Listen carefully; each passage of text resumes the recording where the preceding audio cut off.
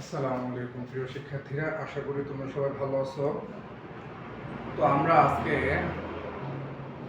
যে টপিকটা নিয়ে ডিসকাস করব বা যে ম্যাথটা করব সেটা হলো বল অধ্যায়ের কুমিল্লা বোর্ড 22-এর একটা কোশ্চেন। যেহেতু রমজান মাস চলতেছে, তো পড়াশোনা সময় বের করে করার চেষ্টা করো, কারণ আর কয়েকদিন পরে তোমাদের এক্সাম। সো আসো আমরা কোশ্চেনটা সলভ করি। বলছে এক ব্যক্তি নির্দিষ্ট অবস্থান থেকে 2 কেজি ভরের একটি বস্তুকে 584 মিটার দূরের একটি বাক্সে ফেলানোর উদ্দেশ্যে 10 সেকেন্ড যাবত 10 নিউটন বল প্রয়োগ করে। সে সময় পথের ঘর্ষণ বল ছিল 3 নিউটন। কোশ্চেন হলো ওই ব্যক্তির উদ্দেশ্য সফল হবে কিনা।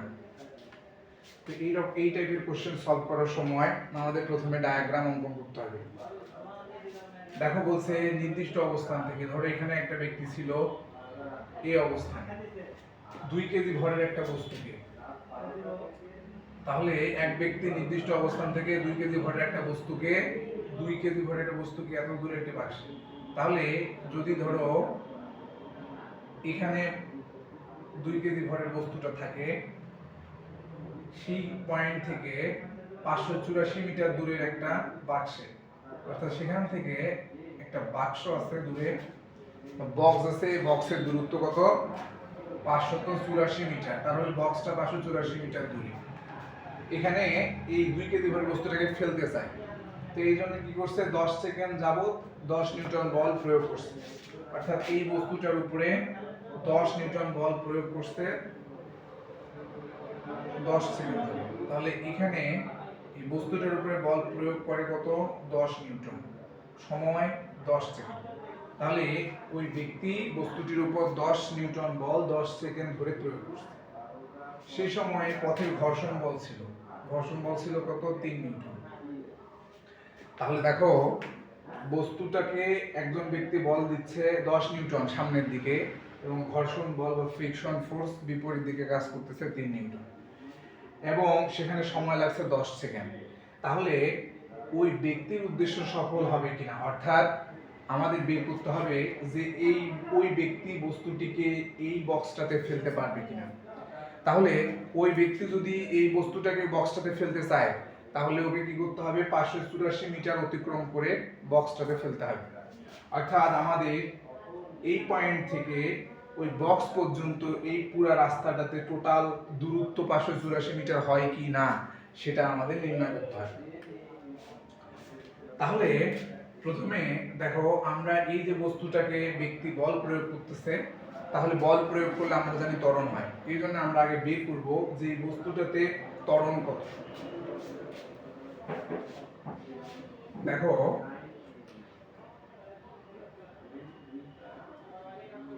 বস্তুটির ক্ষেত্রে কি কি দেওয়া আছে?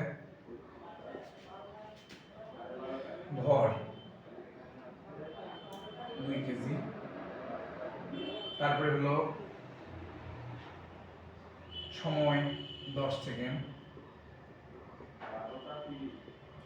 এবং প্রয়োগকৃত বল বা প্রযুক্ত বল F is equal to 10 Newton.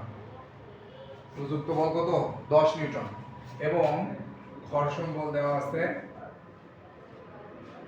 ঘর্ষণ বলকে আমরা কি বলি? F কে। যেহেতু বস্তুটা গতিশীল থাকে এই কারণে ঘর্ষণ বলটা F কে হবে। তাহলে F K is equal to 3 Newton. এখন আমরা এখানে বের করব যে বস্তুটি যখন বল 10 নিউটন বলে ওকে সামনের দিকে ফোর্স করা হচ্ছে, তখন সে সময় ত্বরণ কত ছিল সেটা বের করতে গেলে দেখো আমরা জানি কোনো একটা বস্তুর উপরে যদি একাধিক বল ক্রিয়াশীল হয়, তাহলে তার উপরে প্রযুক্ত বল যেটা হবে, অর্থাৎ কার্যকর বল যেটা হবে, প্রযুক্ত বল না, কার্যকর বল যেটা হয় সেটা হলো ওই দুইটা বলের বিয়োগফল। কিভাবে? যেমন এই দিকে বস্তুটিকে 10 নিউটন বলে 10 নিউটন বলে ধাক্কা দেওয়া হচ্ছে, বিপরীত দিকে ঘর্ষণ বল 3 নিউটন কাজ করে। তাহলে এই দুই প্রকার বলের দিক বিপরীত, অর্থাৎ এদের লব্ধি বলটা হবে কার্যকর বল। লব্ধি বল তাহলে কি হবে? এদের লব্ধি বল হবে প্রযুক্ত বল মাইনাস ঘর্ষণ বলের বিয়োগফল, কারণ এই দুই প্রকার বল দুই দিকে কাজ করতেছে। যদি একই দিকে কাজ করতো, অর্থাৎ এই 3 নিউটনও এই দিকে কাজ করতো, তাহলে লব্ধি বল হতো এদের যোগফলের সমান। আশা করি বুঝছো এটা। এখন এই ক্ষেত্রে দেখো, তাহলে আমরা এই বস্তুটা যে ত্বরণ ঘটবে সেটা কিসের ভিত্তিতে ত্বরণটা হবে, সেটা হলো ওর উপরে বল যতটুকু প্রয়োগ হয় তার ফলে ত্বরণ। তাহলে ওর উপরে বল কতটুকু প্রয়োগ হয় সেটা হলো কার্যকর বল, কারণ আমাদের প্রয়োগকৃত বল এবং ঘর্ষণ বল আছে, এই দুটা মাইনাস করলে কার্যকর বল পাওয়া যাবে। তো তোমরা একটা সূত্র জানো যে প্রযুক্ত বল, আচ্ছা আমি একটু ভালো করে লিখি। প্রযুক্ত বল ইজ ইকুয়াল টু ঘর্ষণ বল প্লাস কার্যকর বল। তাহলে প্রযুক্ত বলকে আমরা যদি F ধরি, ঘর্ষণ বল হলো F কে প্লাস কার্যকর বল F প্রাইম। কারণ F কে দুইবার লেখার ক্ষেত্রে আমরা প্রাইম ধরব। তাহলে আমরা এই বস্তুটির উপর আসলেই কতটুকু বল কাজ করে সেটা বের করব। সেই বলটা কি? কার্যকর বল। তাহলে কার্যকর বল বের করলে কি করব? আমরা এই অংশটাকে সরাসরি ভাবে লিখতে পারি F prime is equal to F minus F। এই লাইনটা তোমরা বুঝছো কিনা জানি না, আমি তারপরে তোমাদের দেখাই যারা একটু কম বুঝবা। দেখো আমি কি করছি যে F equal to F k plus F prime. তাহলে যে যার মান বের করব তাকে আমরা বাম দিকে নিয়ে আসবো। তাহলে F K F k plus F prime is equal to F। এখন আমার F প্রাইম দরকার, তাহলে ওকে রেখে দেই, এখানে F আছে, এই প্লাসটা এদিকে দিলে হবে মাইনাস F। আশা করি বুঝছো এটা। তাহলে এই পয়েন্ট, এইভাবে আমরা এই পয়েন্ট লাইনটা লিখছি। এখন প্রযুক্ত বল কত? 10 নিউটন, ঘর্ষণ বল কত? 3 নিউটন। তাহলে কার্যকর বল কত হলো? 7 নিউটন। তাহলে তোমরা সব সময় মনে রাখবা, একটা বস্তুর উপর যদি একাধিক বল ক্রিয়াশীল হয় তাহলে সেই বস্তুটার দ্বারা ত্বরণ তৈরি হয় কখন? ওর কার্যকর বলটার কারণে। প্রযুক্ত বল এবং ঘর্ষণ বলের কারণে আসলে ওই বস্তুটির উপর কতটুকু বল কাজ করছে তার ফলে ত্বরণ ঘটে। এই কারণে আমরা প্রথমে এই বস্তুটা ত্বরণ বের করতে গিয়ে কার্যকর বল বের করে নিয়েছি। তাহলে এই কার্যকর বলের প্রয়োগের ফলেই ওর মধ্যে ত্বরণ ঘটবে, কারণ এই বলটাই কাজ করছে ওর উপরে।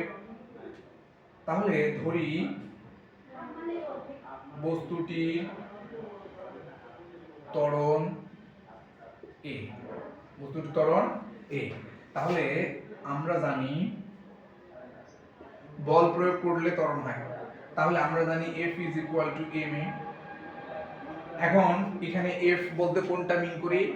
এই যে কার্যকর বলটা। তাহলে এখানে আমরা F প্রাইম দেব, এখান থেকে আমরা ত্বরণ বের করি A is equal to F by m। তাহলে F প্রাইম এর মান কত? 7 বাই m এর মান আছে 2। তাহলে এটা ভাগ করলে কত হয়?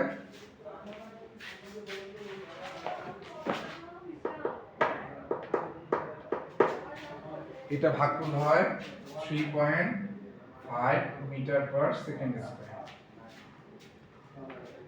তাহলে আমরা এখান থেকে বের করলাম যে এই বস্তুটির উপর 10 নিউটন বল প্রয়োগ করার ফলে ও যে কার্যকর বলটা ছিল তার ফলে কতটুকু ত্বরণ হয়।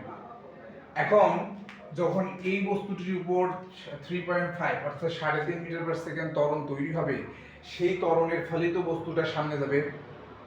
তাহলে এই ত্বরণ নিয়ে বস্তুটি কতটুকু সামনে যায় বা কতদূর সামনে যায় সেটা আমরা বের করব।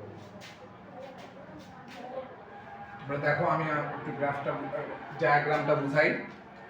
যে ধরো এখানে বস্তুটি ছিল, ওকে যখন 10 নিউটন বলে সামনের দিকে ধাক্কা দেওয়া হচ্ছে বা ঠেলা হচ্ছে, তখন বিপরীত দিকে 3 নিউটন বল কাজ করে এবং সময় লাগে 10 সেকেন্ড যাবত ওকে 10 নিউটন বল প্রয়োগ করছে। তাহলে অবশ্যই সেইখান থেকে একটু গতিশীল হবে। ধরে নিলাম সে এই পয়েন্টটা ধরো এই পয়েন্ট থেকে ধরো ও বি তে আসলো। তাহলে এই এ থেকে বি তে আসার সময় একটা ত্বরণ তৈরি হয়, সেই ত্বরণটা বের করলাম। তাহলে এই 3.5 মিটার পার সেকেন্ড ত্বরণ নিয়ে ও এ থেকে বি তে আসবে, তো এই ত্বরণ নিয়ে যখন ও এ থেকে বি তে আসে সেই সময় আমরা দূরত্ব বের করব যে ও কতটুকু দূরত্ব আসে। তাহলে দেখো প্রিয় শিক্ষার্থীরা, আমরা এখন এখান থেকে ত্বরণ বের করছি, এখন আমরা দূরত্ব বের করব। তাহলে 3.5 মিটার পার সেকেন্ড স্কয়ার ত্বরণে অতিক্রান্ত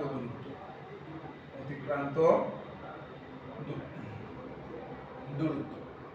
তাহলে যেহেতু ও এই ত্বরণটা 3.5 মিটার পার সেকেন্ড স্কয়ার সুষম ত্বরণ নিয়ে সামনে যাবে 10 সেকেন্ড যাবত।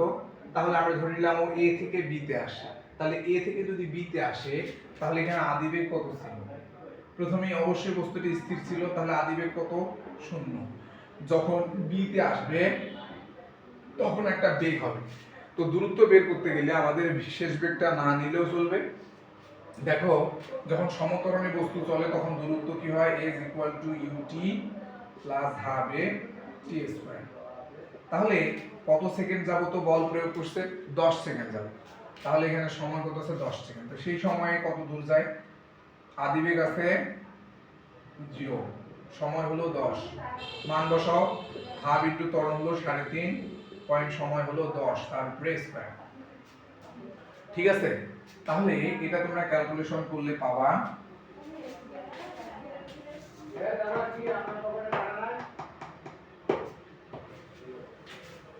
175 মিটার। তাহলে ওই বস্তুটির উপরে ব্যক্তিটা বল প্রয়োগ করার ফলে ও যখন এ থেকে বি তে যাবে তখন ওর দূরত্ব অতিক্রম করবে 175 মিটার। এখন বলছে যে এই বস্তুটির উপর 10 সেকেন্ড ধরে 10 নিউটন বল প্রয়োগ করা হয়। কত সেকেন্ড যাবত? 10 সেকেন্ড।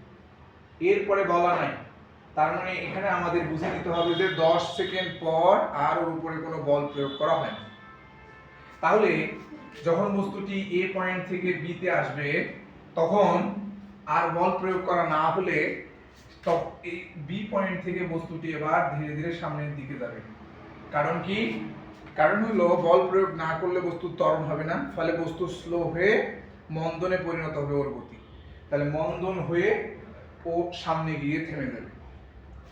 তাহলে এখানে যেহেতু বলছে 10 সেকেন্ড যাবতেই বল প্রয়োগ করা হয়, তারপরে আর হয় না, এটা আমরা প্যাসেজে বুঝতে পারবো। যেহেতু বলছে 10 সেকেন্ড যাবত প্রয়োগ করা হয়, তাহলে বস্তুটি 10 সেকেন্ড যাবত প্রয়োগ করে ওকে ছেড়ে দিলে যে ত্বরণে আসতেছিল সেটা একটা গতিপ্রাপ্ত ছিল। এখন সে 10 সেকেন্ড পরে বেগ ত্বরণ যদি না থাকে, অর্থাৎ বল প্রয়োগ যদি না হয়, তাহলে এবার ওই যে ত্বরণটা ও অর্জন করে আসলো বিতে, সেই ত্বরণটা থেকে এবার ও ধীরে ধীরে স্লো হতে থাকবে, অর্থাৎ ওর মন্দনে পরিণত হবে। তাহলে আমরা এই বি পয়েন্টের শেষ বেগ বের করব, যেখান থেকে আমরা ধরো সাপোজ ধরে নিলাম ও সি পয়েন্টে এসে স্থির হয়ে যায়। সি তে কি হয়? স্থির হয়। তাহলে ও এ থেকে বি পর্যন্ত 175 মিটার আসে। এখন এই বি থেকে সি পয়েন্ট পর্যন্ত যেতে ও কতটুকু দূরত্ব যাবে সেটা বের করলেই আমরা বুঝতে পারবো যে উদ্দেশ্য সফল হবে কিনা। তাহলে আমাদের এই ডায়াগ্রাম অনুযায়ী আমরা দেখতে পাচ্ছি 175 মিটার যাওয়ার পরে ও ওর শেষ বেগ বের করব। তাহলে আমরা লিখতে পারি যে 175 মিটার অতিক্রমের পরে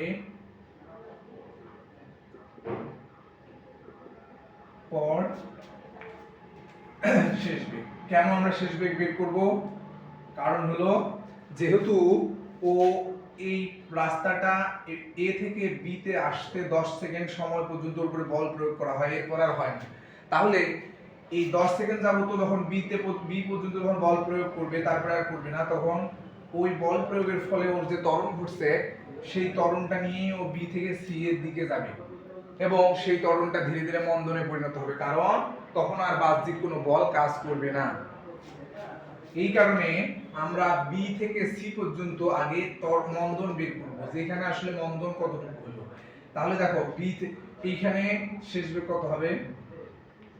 তাহলে শেষ বেগ v u + h। তা দেখো এই পয়েন্টে শেষ বেগ বের করতে গেলে আদি বেগ কত ছিল? 0 প্লাস ত্বরণ কত পাওয়া গেল? 3.5 ইনটু সময় কত? তাহলে বি থেকে সি পর্যন্ত যায়, বি থেকে সি পর্যন্ত যায়। বলছে 10 সেকেন্ড যাবত 10 নিউটন বল প্রয়োগ করে, 10 সেকেন্ড যাবত 10 নিউটন বল প্রয়োগ করে। এখন এ থেকে বি পর্যন্ত 175 মিটার আসলো, আসার পরে বি তে মানে বি পয়েন্টে শেষ বেগ বের করব। তাহলে দেখো এই এ থেকে বি তে আসতে সময় কত লাগছে? 10 সেকেন্ড। তাহলে এখানে সময় কত হবে? 10। তাহলে শেষ বেগ কত পাওয়া যাবে 10 সেকেন্ড পর?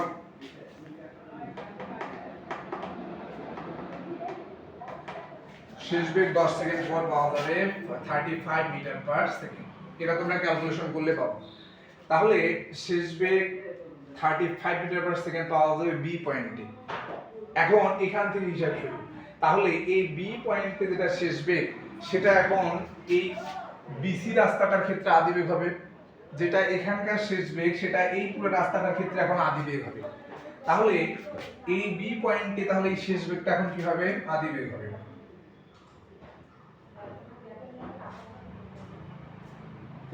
আবার গাড়িটি 10 সেকেন্ড পর মন্দনে চলে।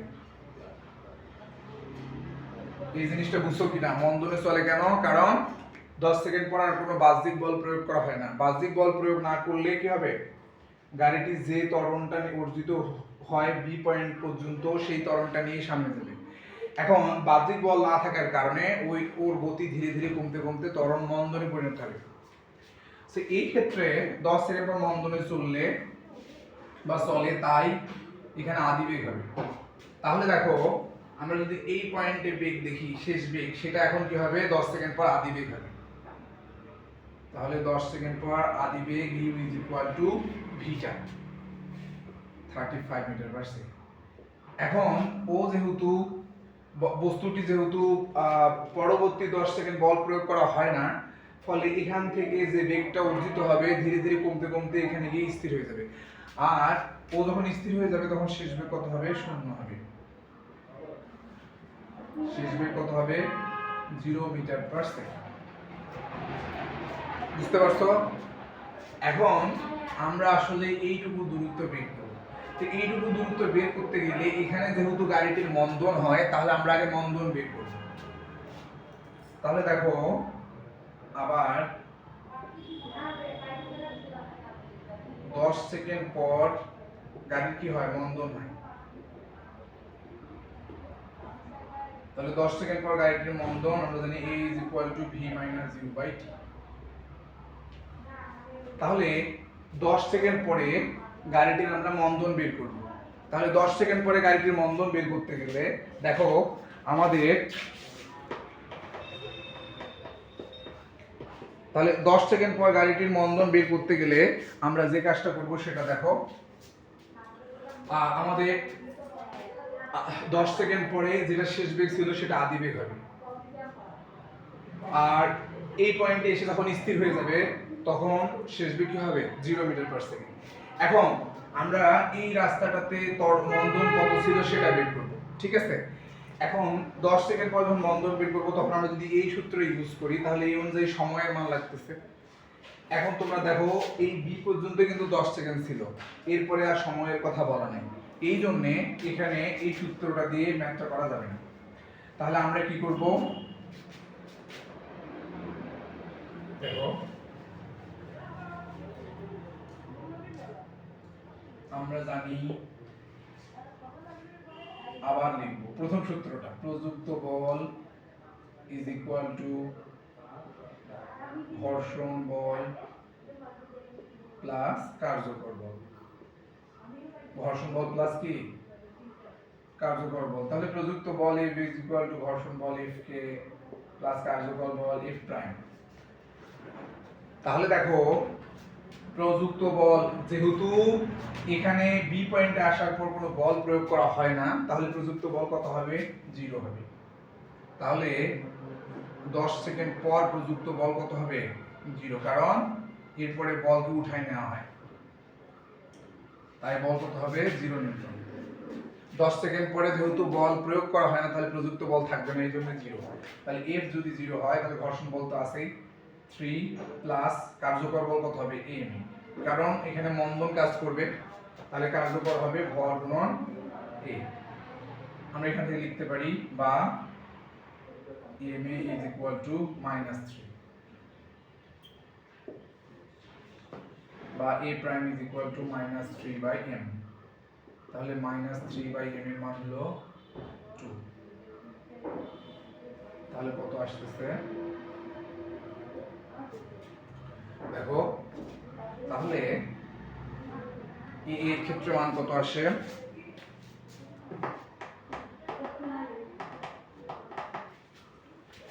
-1.5 মিটার পার সেকেন্ড স্কয়ার। তাহলে এই রাস্তাতে এই বি থেকে সি পয়েন্টের ক্ষেত্রে মন্দন ছিল -1.5। তাহলে এই বি থেকে সি তে আসতে আমরা দূরত্ব ইজিলি বের করতে পারবো।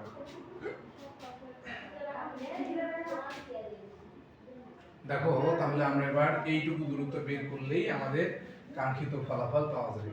তাহলে বি থেকে সি পর্যন্ত মন্দন কত হয়? -1.5 মিটার পার সেকেন্ড স্কয়ার। এখন দাঁড়াও,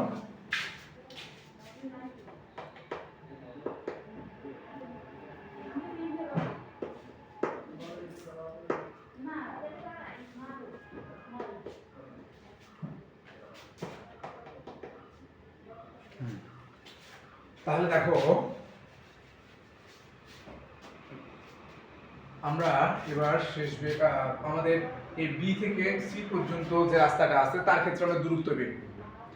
তো বি থেকে সি পর্যন্ত দূরত্ব বের করতে গেলে আমাদের যে কাজটা করতে হবে সেটা হলো, দেখো যেহেতু সি পয়েন্টে এসে গাড়িটি স্থির হয়ে যায় তাহলে শেষ বেগ কত হবে? 0। শেষ বেগ হবে 0 মিটার পার সেকেন্ড। এখন আমাদের দূরত্ব বের করতে গেলে বি থেকে সি পর্যন্ত যেহেতু সময় জানা নেই কিন্তু মন্দন পাওয়া গেছে। মন্দন কত? মন্দন A is equal to -1.5 metre per second. এখন এক্ষেত্রে আমরা বি থেকে সি পয়েন্ট পর্যন্ত দূরত্ব বের করব। তাহলে দূরত্ব A is equal to জানি মানে অজানা, আননোন। তাহলে আমরা জানি, একটু শর্টকাটে লিখতেছি, আমরা জানি v² is equal to u² plus twice h। এখান থেকে আমরা এই দূরত্ব বের করব। তাহলে 2h is equal to v² minus u² বা h is equal to v² minus u² by 2a। এই পর্যন্ত বুঝছো? তাহলে দেখো শেষ বেগের মান কত? 0। আর আদি বেগ কত ছিল? এখানে আদি বেগ একটু আগে বের করছিলাম। আদি বেগ u is equal to 35 metre per second. তাহলে আদি বেগ হলো 0 মাইনাস u এর মান হলো 35 metre per second divided by 2 into ত্বরণ যেটা মন্দন ছিল, মন্দনের মান -1.5। তাহলে তোমরা এটা হিসাব করলে পাবা, তাহলে 0 থেকে 0 বাদ দিলে মাইনাস, এইটা যদি তোমরা হিসাব করো তাহলে এখানে পাবা তোমরা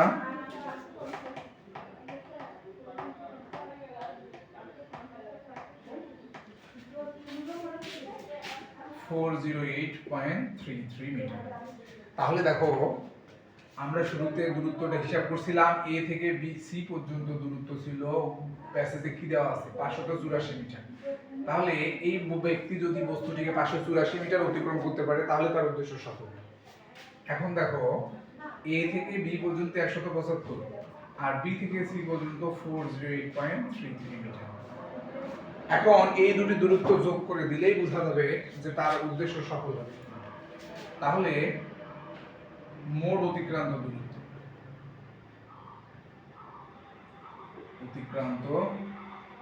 দূরত্ব কি করব? একটু আগে যে দূরত্ব বের করছিলাম সেটা, একটু আগে দূরত্ব ছিল s প্লাস যেটা পাওয়া গেল s প্রাইম। প্রথমে এটা হলো 175 প্লাস পরেরটা হলো 408.33। তাহলে এটা টোটাল করলে কত দাঁড়াচ্ছে?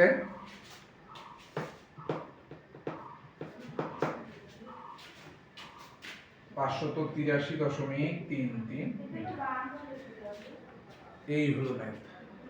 তাহলে দেখো আমাদের ব্যক্তি কত মিটার দূরে বাক্সে ফেলবে 584, আর পাওয়া গেছে কত 583। বস্তু কি যেতে পারবে?